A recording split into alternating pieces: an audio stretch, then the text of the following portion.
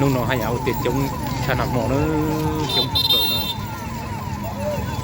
nung nó giọt nung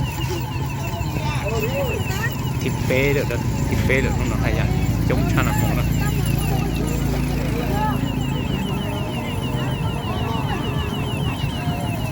chống hẳn nữa trong thời đi cũng như sẽ đợi số lên số số cái chuyện sơn cả nữa rồi chỉ biết chọc cái loại gì ta chỉ mà chống hẳn nữa còn nó lịch sử là chỉ bốn mũ nữa còn một con mè nó nữa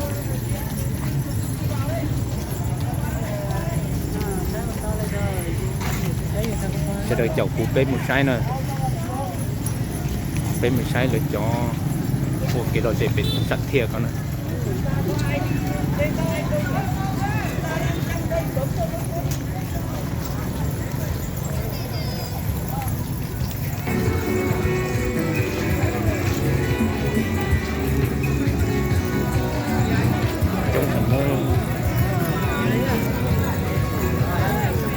lo chạy tiền tiền nữa của chị sẽ được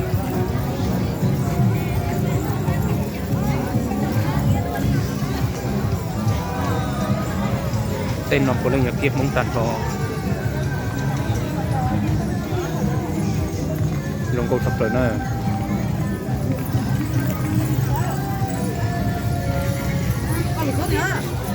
nó là cáiตัวnó mà chỉ bỏ con này thịt ta làm một cục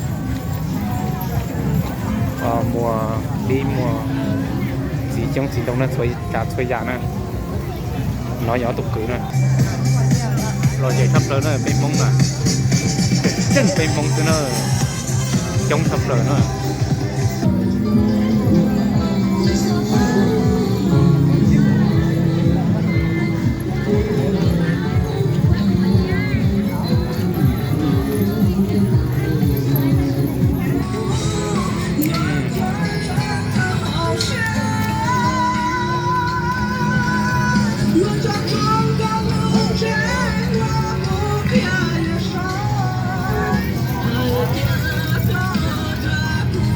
trong hàng nữa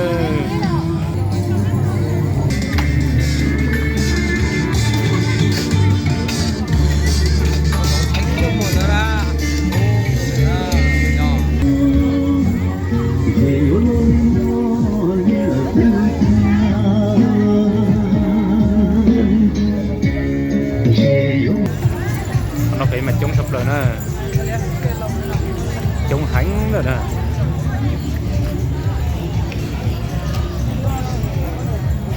bao tờ sạch kia còn là một tàu lò dê ta chỉ để nó chống cơ cái chống bên trái nữa lò dê sắp tới nữa lò dê hành nữa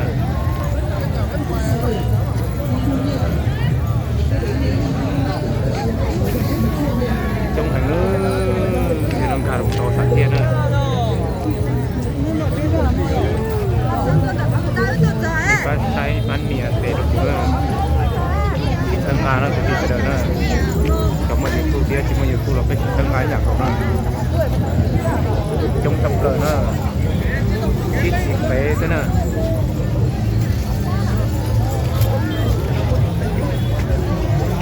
ô trong tiền tiền luôn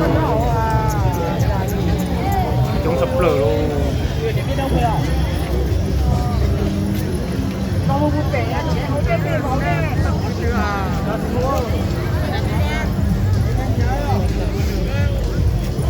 chống sập sờ luôn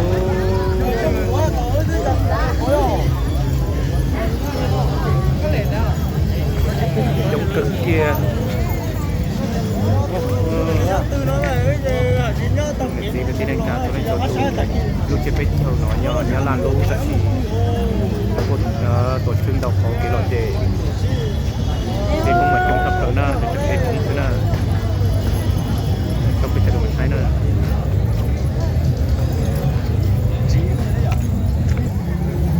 tới nó giờ lớn bó nữa giờ nó mà lo gì tiền ha ô tụiเราtụi rùa có lên bó nó dùng sai thập lời dùng sai tiền nữa cho nên bỏ nó hơn bán nhiệt tệ và đăng ký được của thế này chống sập lở nữa lòi dễ sống qua thế này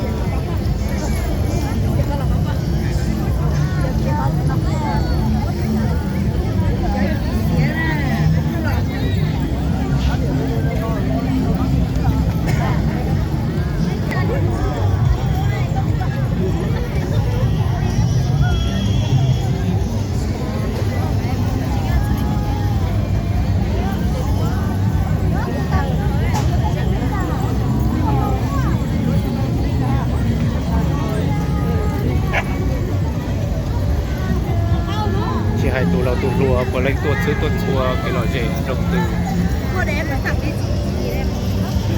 trong cái tiền nó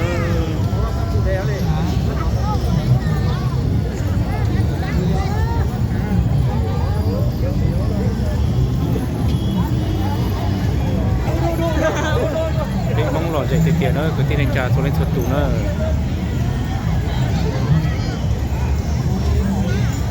trong thực chia nó thực hiện nó mà hay à chúng nó là một rồi nữa cái đời chậu cho cá say hay là bây giờ đời say nó cái loại gì từ cái thay đổi để chào là mua bỏ có để chào là mua tí cho đồng coi đồng trâu cho nó bên bóng vạn mình rồi có cái loại gì trên cái chậu nó mà mình từ kia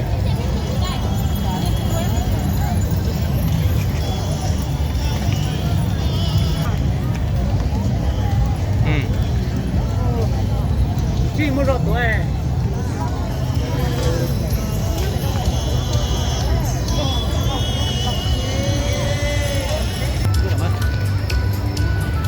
xã nào cũng rất hồi hộp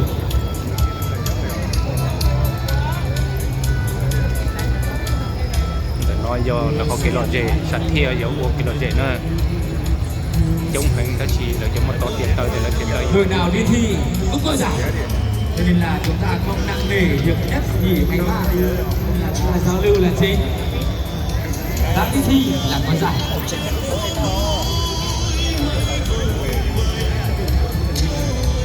rồi để tiền luôn chống tiền nó cái tiền này trả số số nó phụ hành là trong lịch sử cái trả phụ dùng máu chùa sẽ là tỏ các tờ tiền của ta chế do cái tuần của ta chế dụ lúc sạch cái lò chế dụ cái vùng cao tuần là cái tuần có nhất cái chờ rồi cho tuần có nhất cái nhiều viên lò cái ta lên ta trình chùa nó sáng nó giải cho sự gì cái chỉ từ nhất đầu mấy lúc bạn chế bên trường nó tia giờ nó tới chơi trong lịch sử cái trả phụ dùng máu chùa sẽ có được pin là ý sáng sẽ có tua để có tua chế nó nhiều sao không phải tua lúc bạn chế bên trường chúng nó chỉ tua chế dùng chỉ bỏ chế ta không chỉ ta trong nó ta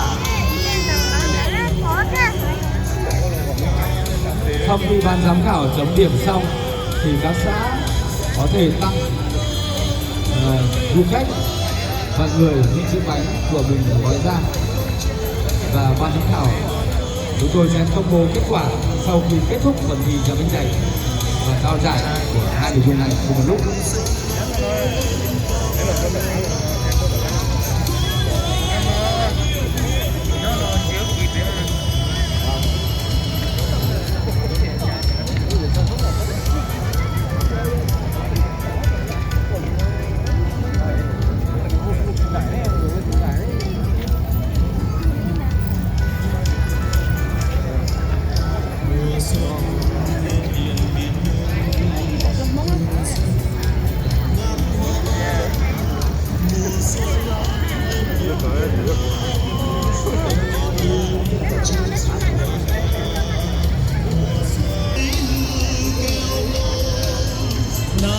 Ban tổ chức sẽ trao giải sau khi kết thúc và công bố trao giải sau kết thúc phần thi ra bánh dày.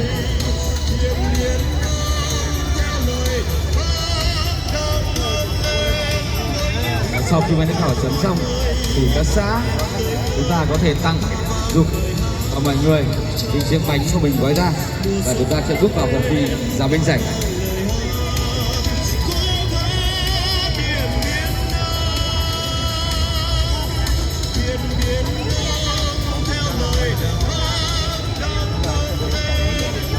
Vâng, xong rồi ạ. Các xã có thể chờ một chút ạ. Chờ một chút. từ của người ta tôi dặn nó từ xã tôi cũng cái nữa. Xin mời các đoàn chúng ta, các vận động viên chúng ta cầm biển, chúng ta giơ biển lên đều nhau để chúng ta lưu lại những cái bức ảnh đẹp nhất trong hội xuân năm nay ạ. Xin mời các thí sinh chúng ta cầm biển, chúng ta sẽ giơ biển. Không ạ, giơ biển lên vừa tầm bằng cái đoàn xã Phìn Giang cái thôi ạ. Bằng đoàn xã Phìn Giang cái thôi ạ, tất cả. Vâng.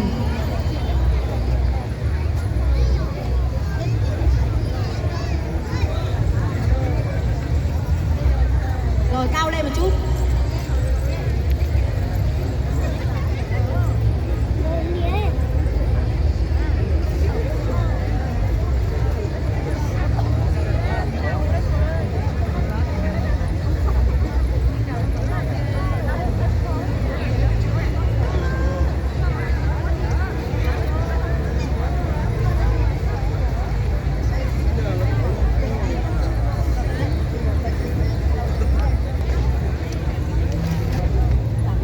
sẽ hơi lòi vô to rồi nè.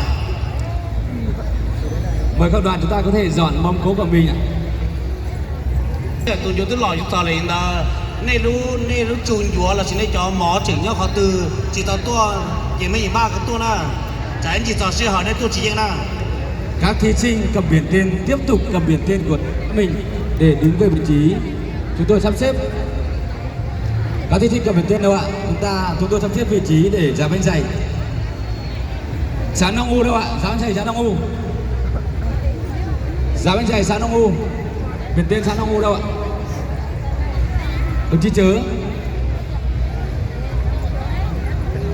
Các xã có thể lấy những chiếc bánh trưng để bị tuần chùa rồi đó, là bị tuần chùa rồi đó, bị chỉ từ tuần chùa rồi, rồi nó sai gì tuần chùa chỉ một con lợn chạy nữa.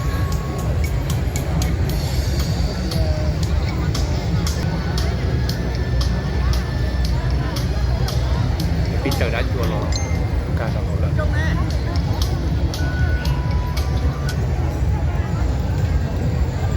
Hai đứa này cho bắp ở tuần chùa đồ họ tự ta là đâu. Cho sĩ họ là đó. Cho sĩ họ tuần chùa là đó, cho nên ta bắp ở tuần chùa cho cái chùa họ nó từ tàu đăng kia là gì. Thắng liền đâu ạ? Thắng liền đâu ạ? Thắng liền đâu? Thắng Hồng đâu ạ? Lùi lên này, xuống đây, em nó trên này sát. Lùi lên trước, lùi lên trước, lùi lên trên này, lùi lên đầu tiên đi.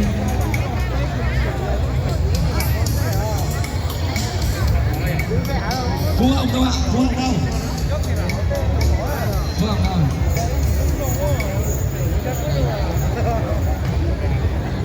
Lùi lên đây một tí, lùi lên một tí.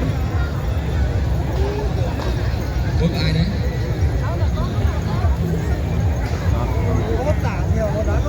Thắng liền ơi. Trận trong đó, trận trong đó. Sát nào đấy? Của mình sát nào đấy? Đây lấy xe chỉ xuống tàu này. Của mình sát nào đấy? Nên cho bắp ở tuần chùa trận trong này. Trình trạng chưa sắp xếp à? Chỗ này là của Háng Lìa. Háng Lìa đâu? Háng Lìa đứng đây. Đề nghị các xã chúng ta, chỗ này của đây. Cô Nhi luôn về sau một tí. Lùi về sau, đánh trường hợp ba vào nhau. Lùi về sau. Đi sau. Lùi về sau này. Ai phải là trong này, tao chạy vô tổ ta chỉ là này. Lúc xưa thứ lòi vô sau là đó. Cũng đã cái đấy đồng gì thì tỏ các cái tuần chúa ta thì dối dò lúc sáng thì nó dối dò kế hùng có bác sĩ tôi được cháu tôi luồn xem lùa nhất sở tích cả tua hùng có nó tích Đề nghị các xã chúng ta chuẩn bị xong. Xong chưa ạ? Chính cầm biển tên đứng trước mình còn được cạnh định hợp là được tổng. Được chưa? Mỗi xã sẽ có 6 người, 1 nam và 2 nữ. Về trang phục sẽ mặc trang phục truyền thống và chúng ta đổ sôi nóng. Sau khi chuẩn bị xong, các thí sinh, các nghệ nhân sẽ đứng phía sau xã mình, đứng phía sau chiếc chiếu đã, đứng phía sau ngoảnh mặt về ban giám khảo, đứng một hàng ngang phía sau ngoài ban giám khảo, phía sau chiếu của mình ngoảnh mặt ban giám khảo. Nè, cháu giờ bác ơi tuần chúa này sợ sáng đà là dù lúc đó chúa sáng đà đó sợ sáng đà là cho tôi tiền gì là một sau sẽ nó cái đàn chúa đây một tàu tuổi rồi kia một tàu hú một tàu chúa nè đội sau khi ra bên xin lỗi cái lò dù là thật là là cho tôi chiến sĩ tàn cho hạt địa xe đâu thế đa phủ là sư tàu can tới chạy vô pin tổ thật đó đội về phía bên phải của sân khấu bàn đầu sẽ là Háng Lìa đâu ạ, bàn Háng Lìa nhá, thi xong thì đứng giống như vào bên trên lúc này, được chưa? nó xuống bắt chạy xe 3, 2, 1 bắt đầu. Tuấn chúa đó chỉ biết chào là lái đâu Tuấn chúa này nó giờ bên món lịch tu chỉ đó cái Tuấn chúa nó chỉ giờ hay tiền bên chỉ tàu tua bên chỉ có tua ở cái chiếc Như vậy là những vì giờ cho con tiền bên chỉ thì nó cô gái cái sẽ nó xử là bên chỉ có bên chân của mình cho là tua được là đánh giành giờ lên tới chị tàu bên chỉ Tuấn chúa là chị bên dùng rất bóng nhanh thì đã kỳ khi như đang rất gấp rút vội vàng. giờ lên tới khi tàu có cái Tuấn chúa là chỉ là một cái xin từ liền mong liền tu chỉ nó giờ mong liền tu tề cú tới đó chỉ ta lên đó là cái tuần của nó từng tàu tua cho nó có đau của đợt phát triển bên châu cho nó có số chán số giả tàu khác ở cái của nó của nó là chỉ có cho nó tiền mới nhiều giàu cho là tiền trên lòng nó rồi chú nên nó nên chờ bà mang lời chỉ cho lòng lo cho nên là rồi chú là chỉ nên chỉ tuần của nó cho lòng chi là thế cho lên đó cái tàu mốt cái tuần của nó cho là cái sĩ từ có tua máu lên số chi một là giá tao tên à Các chàng trai thì gấp rút giã bánh, các cô gái thì gấp rút để chuẩn bị lá để gói bánh. Cháy cái tiền này nè, tại cái chỗ tôi nhớ sẽ tiền hả? Tàu chưa tôi nhớ ra đấy. Ôi, rất rộn ràng. Khán giả chúng ta không vào sân, chú ý các vị an ninh giúp cho khán giả ta không vào sân. Bỏ tàu hạt tiền, ở bên chúng nó bên cái sĩ từ tôi nhớ tao bên chúng nó bỏ tàu đây cũng mua tự chỉ đây cũng phóng gì là đâu chùa thế đan chùa cũng chiên họ cũng đủ lù giờ lên đó cứ tàu bỏ hạt tiền bên sĩ từ tao bên chúng nó cái tuần chùa cứ tàu bỏ một tí kia và tao cái sĩ từ nó chùa cả một tàu thì này lúc rõ là chỉ này khai chờ đây khai trả này pháp bờ đi tự chỉ bây giờ là mù của tàu lục bỏ của tàu lục phâu của tàu lục thờ của cá tàu nhà nó bây giờ không được pha vào nhau để cũng thờ có đi nên chỉ tua chỉ giúp phơi luôn luôn mà nhìn nó sẽ chưa phải mà là lên thừa của con lấy cho nó học sư chỉ là đâu cái đá yếu chỉ quả cả yếu sao làm gì để nó mình bị xí nè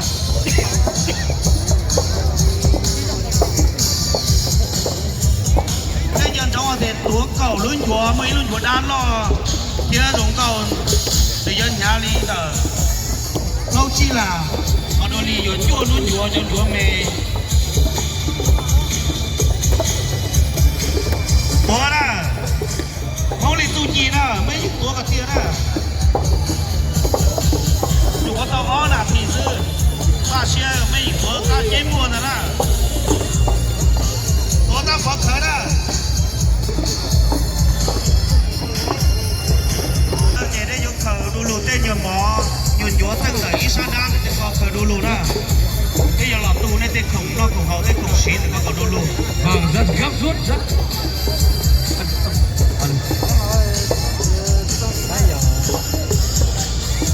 cháy chết tia đó chúng tôi đã thấy những giọt mồ hôi đang lăn trên má các chàng trai. tại cái nó có mua mong cái nó có tiền cút chỉ trả cũ kia mà phải dịch tuổi yên xíu là đó Thời gian đang còn mới được 4 phút thôi, chúng ta phải giã phút. Mới được 4 phút thôi, các chàng trai cố gắng lên. Bánh càng giã càng nhuyễn, càng ngon, càng đẹp. thì chúa bé là thì để Hãy nào giá đi nào. có tiền à xí nó đó Ở xã chúa có tiền à Ở xã đang chúa rất bé là là gấp thì để rút. Mới được hơn 4 phút thôi, cố gắng lên nào. chúa đó xí đó chúa đó nhon trong một tiền nó bốc cầu luôn chuối đa đó giờ chỉ mua nó chỗ đó mà chỉ do là đó mua tàu cái giờ là tàu đòn đà hai cái hoàn cái tàu cò cái tàu hạt chè là tàu chỉ tàu đó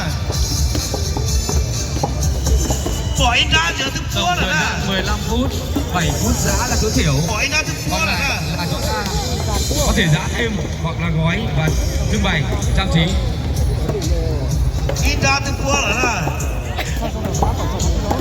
ý cho thứ mua là hỏi cho chừng tám tỏ số của cái nào Giá như vậy là của Phú Hồng đang vi phạm thời gian. Phú Hồng đang vi phạm thời gian. Chúng tôi chưa hết thông báo Huỳnh Tràng vi phạm thời gian, chưa hết thông báo thời gian giá nhưng đã gói rồi. Phú Hồng và Huỳnh Tràng vi phạm thời gian và tham khảo lưu ý. Hết thời gian giá bánh, các xã có thể giá thêm hoặc gói.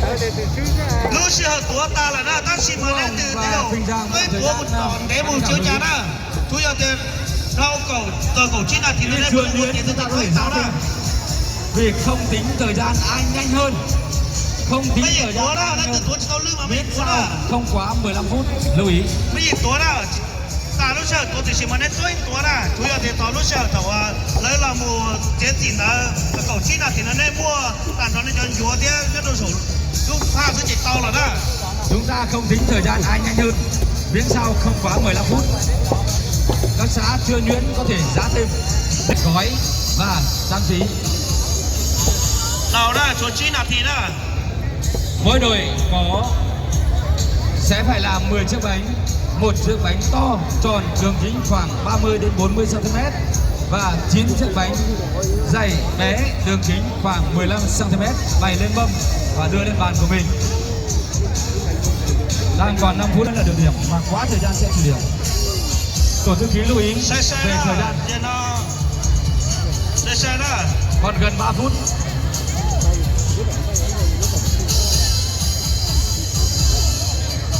cháy đó cháy nó sợ chỉ trốn tao là thế nào chứ nó số phê là thì thế nào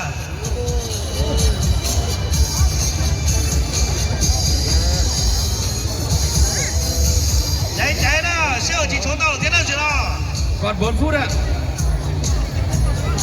Còn 4 phút. cháy đó đây giờ cháu thì luôn chùa đá mà chủ ô còn nó lon tùng tù nó dốc cao đó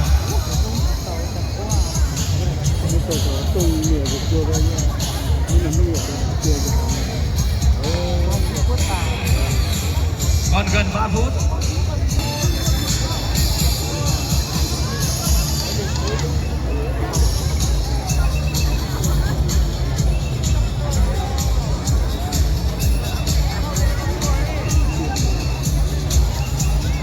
先啊，应该都跌了呢，快到不能跌了呢，左快chờ được nữa. Alo. Còn gần 2 phút.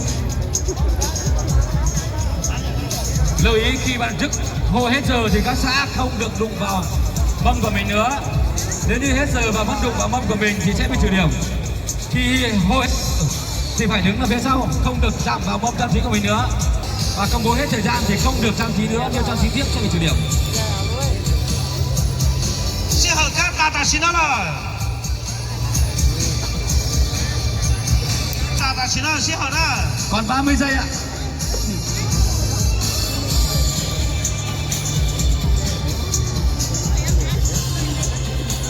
Khi chúng tôi công bố hết giờ thì không được phép sửa thay và trang trí nữa.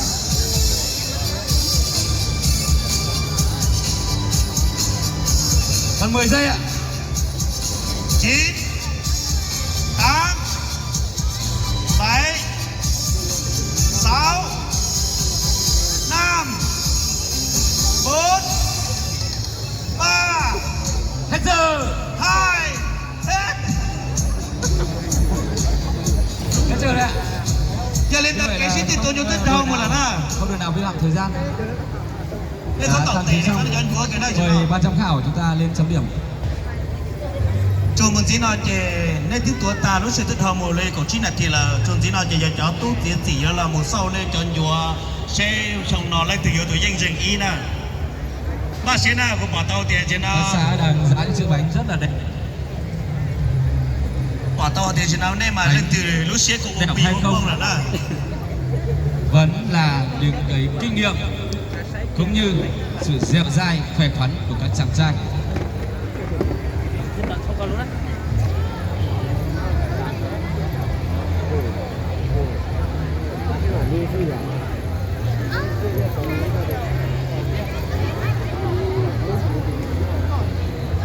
Trưng và giá vé giày sẽ ở mỗi nội dung sẽ có 1 giải nhất, 2 giải nhì, 3 giải khuyến khích, 3 giải ba và còn lại là giải khuyến khích. Cho nên đã đi thi là có giải. Mời một đồng chí phục vụ lên cầm biển lên hộ của Luân đi. Khích trước và khi tôi công bố thì đại diện của đoàn đấy đứng lên phía trước.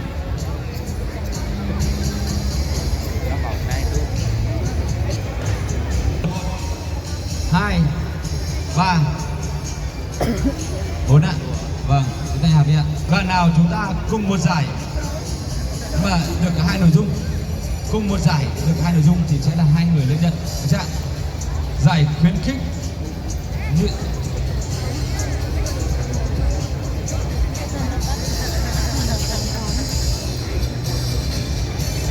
thế thì chúng tôi sẽ trao nội dung với chân trước.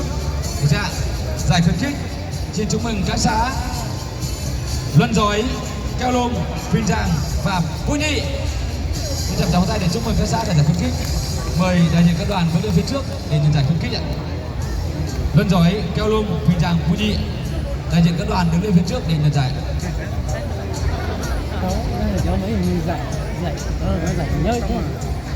Đứng lên phía trước. Huỳnh Giang, Phu Nhị đạt giải khuyến khích nội dung gói bánh chưng. Bạn Na Son, chúng ta có tay để chúc mừng giải ba. Mường Luân, thị trấn và Na Son. Và được rất kính mời đồng chí Nguyễn Văn Lâm, giám đốc trung tâm văn hóa truyền thanh truyền hình, phó trưởng ban tổ chức lên trao giải ba cho 3 đơn vị Mường Luân, thị trấn và Na Son. Kính mời đồng chí Vàng Á Cừ, nguyên phó bí thư chủ tịch ủy ban nhân dân huyện lên trao giải nhì. Nhớ những cái phi như vậy. Cái phi như vậy có thể nhớ.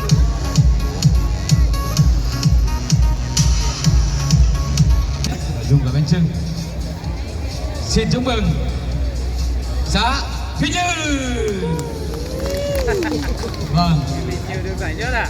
Trân trọng kính mời đại diện xã Phi Như lên phía trước nhận giải nhất. Và đồng chí trân trọng kính mời đồng chí Nguyễn Văn Thăng, ủy viên ban chấp hành đảng bộ huyện, phó trưởng ban huyện, trưởng ban tổ chức lên trao giải nhất cho xã Phi Như ạ. Mời đại diện xã Phi Như lên ạ. Mời đại diện xã Phi Như. Mời đại diện xã Phi Như lên nhận. Đồng chí chưa lên nhận cũng được ạ. Gói bánh chưng nội dung giải nhất một gói bánh chưng.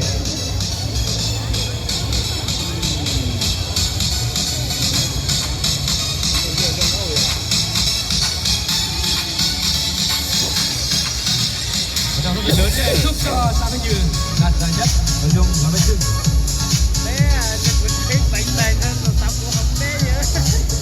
Tiếp theo ở nội dung giá bánh dày, giải khuyến khích, xin chúc mừng các đội xã Nong U, Keo Lôm, Trường Chơ, Huỳnh Giang và Phu Nhị.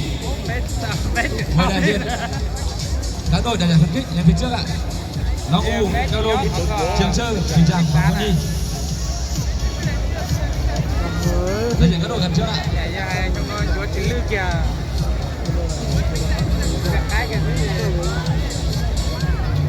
Và được rất lòng kính mời đồng chí Hứa A Sành, bí thư đảng ủy xã Dung, đồng chí Huy Thị Hùng, bí thư huyện đoàn sẽ trao giải khuyến khích cho các đội Nong U, Keo Lôm, Trường Chơ, Huỳnh Giang và Phu Nhị.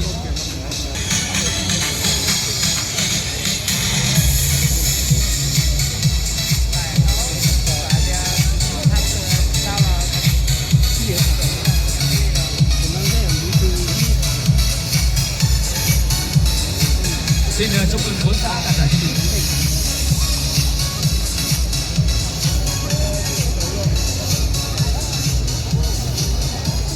Giải ba có 3 xã. Xin chúc mừng các xã Na Son, Phú Hồng và Sa Dung. Phú Hồng giải ba. Và đại diện các xã lên nhận giải ba. Và được trân trọng kính mời đồng chí Nguyễn Văn Lâm, giám đốc trung tâm văn hóa truyền thanh truyền hình, phó trưởng ban tổ chức lên trao giải ba cho ba xã Na Son, Phú Hồng và Sa Dung. Cảm ơn đồng chí Nguyễn Văn Lâm và xin chúc mừng ba đội đạt giải ba Na Son, Phú Hồng và Sa Dung. Đi. Vâng ạ. Giải nhì xin chúc mừng xã Phi Như và Háng Lìa. Và đại diện hai xã lên giải nhì ở nội dung môn xã Bến Giày và đương nhiên giải nhất xin chúc mừng xã Thiên Trinh ạ. Và được trân trọng kính mời đồng chí Vàng Á Cử, nguyên phó bí thư chủ tịch ban huyện Hàng Ngang, và xin kính mời đồng chí Nguyễn Văn Tăng, phó chủ tịch ban huyện, trưởng ban tổ chức lên trao giải nhất ở nội dung xã Bến Giày cho xã Thiên Trinh ạ.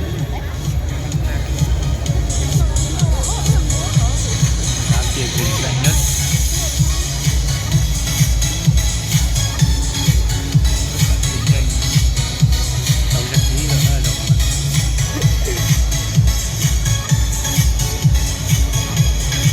Lớn để chúc mừng các gia đình đã đạt giải nhất nội dung năm đèn năm 2024. Thưa quý vị đại biểu, thưa quý vị, như vậy là nội dung thì gói bánh trưng xã Bến Giày buổi sáng hôm nay đã kết thúc.